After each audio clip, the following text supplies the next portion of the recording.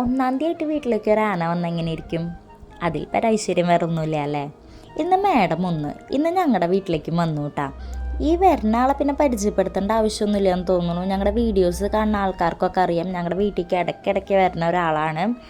ഇത് നമ്മുടെ സ്വന്തം അർജുനൻ കേട്ടാ.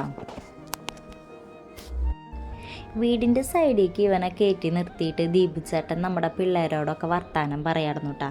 നിങ്ങളൊരു കാര്യം ഇതിൻ്റെ ഇടയിൽ ശ്രദ്ധിച്ചാൽ, ഇവനെ കാണാൻ നല്ല ഭംഗിയില്ല. ഇന്ന് നല്ലൊരു നീരാട്ടമൊക്കെ കഴിഞ്ഞിട്ടാട്ടാ ആള് വരണേ. അവൻ്റെ കുറിയടിയൊക്കെ നോക്കിയാൽ നല്ല രസമല്ലേ. ഈ വർത്താനത്തിൻ്റെ ഇടയിലൊക്കെ ഇവന് നമ്മൾ പലഹാരം കൊടുക്കുന്നുണ്ട് കേട്ടോ. പലഹാരം എന്ന് പറയുന്നത് അവൻ്റെ ഫുഡ് തന്നെയാണ്. അവന് നമ്മളിവിടെ എപ്പോഴും വരുമ്പോൾ കൊടുക്കാറുള്ള തന്നെയാട്ടോ കൊടുക്കണത്. നാളെ വിഷു ആയതുകൊണ്ട് തന്നെ നമ്മൾ വീട്ടിൽ ഉണ്ണിയപ്പമൊക്കെ ഉണ്ടാക്കിയിട്ടുണ്ടായിരുന്നു കേട്ടോ. അപ്പോൾ അവന് കൊടുക്കാണ്ട് എങ്ങനെയാണ്, അവനും നമ്മൾ ഉണ്ണിയപ്പമൊക്കെ കൊടുത്തു കേട്ടോ. അവനത് ഭയങ്കരമായിട്ട് ഇഷ്ടപ്പെട്ടു എന്ന് തന്നെയാട്ടോ ഞങ്ങൾ വിശ്വസിക്കണത്.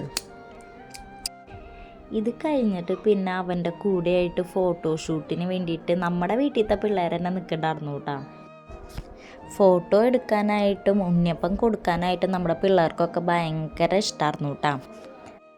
നാളെ അവന് പരിപാടിയുള്ള കാരണമായിട്ട് അവൻ നമ്മുടെ വീട്ടിലേക്ക് ഇന്ന് വന്നേക്കണത്. അപ്പോൾ വിഷു കൈനീട്ടൊക്കെ നേരത്തെ തന്നെ നമ്മുടെ ചേട്ടൻ അവർക്ക് കൊടുത്തു കേട്ടോ. ഇനി പരിപാടി കഴിഞ്ഞിട്ട് പിന്നെ കാണാമെന്ന് പറഞ്ഞിട്ടാട്ടോ അവൻ നമ്മുടെ അടുത്തുനിന്ന് പോണത്.